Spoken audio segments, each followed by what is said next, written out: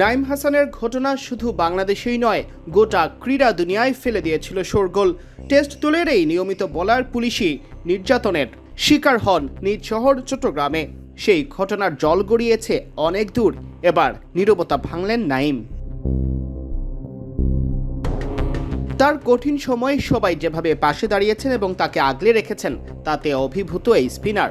ফেসবুকে তিনি লিখেছেন, প্রথমেই আলহামদুলিল্লাহ, মহান আল্লাহর অশেষ রহমতে আমি এখন নিরাপদে আছি এবং ধীরে ধীরে সুস্থ হয়ে উঠছি। ঘটনার পরপরই যারা এগিয়ে এসে আমাকে সাহায্য করেছেন, তাদের প্রতি আমি আন্তরিক কৃতজ্ঞতা প্রকাশ করছি। তল্লাশির নামে অযাচিতভাবে নাইমকে আটক করলে তাকে উদ্ধারে এগিয়ে আসেন বিসিবি সভাপতি তামিম ইকবাল। বোর্ডের অন্যান্য প্রভাবশালী পরিচালকরাও দ্রুত পদক্ষেপ নিলে পুলিশ নাইমের কাছে ক্ষমা চাইতে বাধ্য হয়। দ্রুত প্রতিবাদ জানিয়ে নাইমের কাছে প্রতিনিধি পাঠায় ক্রিকেটারদের সংগঠন কোয়াব। আর উৎকণ্ঠায় সময় কেটেছে নাইমের সমর্থকদের। সবার প্রতি কৃতজ্ঞতা জানিয়েছেন ২৬ বছর বয়সী এই ক্রিকেটার।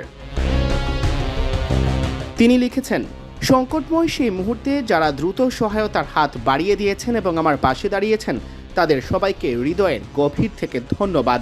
আপনাদের সবার নাম হয়তো আমি জানি না, কিন্তু আপনাদের মানবিকতা ও সহমর্মিতা আমি কখনোই ভুলব না। আমার ভক্ত বন্ধু, সতীর্থ, শুভাকাঙ্ক্ষী এবং যারা ফোন বার্তা, সাক্ষাৎ ও দোয়ার মাধ্যমে আমার খোঁজ নিয়েছেন, সবার ভালোবাসা ও উদ্বেগে আমি সত্যি অভিভূত। এই কঠিন সময়ে আপনাদের সমর্থন আমাকে অনেক অনেক শক্তি জুগিয়েছে।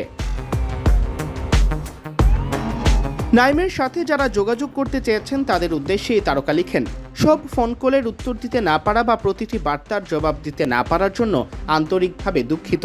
দয়া করে আমাকে এবং আমার পরিবারকে আপনাদের দোয়ায় রাখবেন। মহান আল্লাহ আমাদের সবাইকে সব ধরনের অনিষ্ট থেকে হেফাজত করুন, সুস্থতা দান করুন এবং যারা আমাকে সাহায্য করেছেন ও আমার জন্য দোয়া করেছেন, তাদের সবাইকে তার অফুরন্ত রহমত ও বরকতে সিক্ত করুন। অন্তরের গভীর থেকে কৃতজ্ঞতা। এ মাসের শেষ দিকে শুরু হতে যাওয়া বাংলাদেশ জিম্বাবুয়ে হারারে টেস্টে মাঠে নামবেন নাইম। তার আগে জিম্বাবুয়ে দলের বিপক্ষে ইমার্জিং দলের হয়ে খেলবেন 4 দিনের ম্যাচ সিলেট আন্তর্জাতিক ক্রিকেট স্টেডিয়ামে। আপাতত সুস্থির খবর এটাই, ট্রমা কাটিয়ে উঠছেন এই ক্রিকেটার।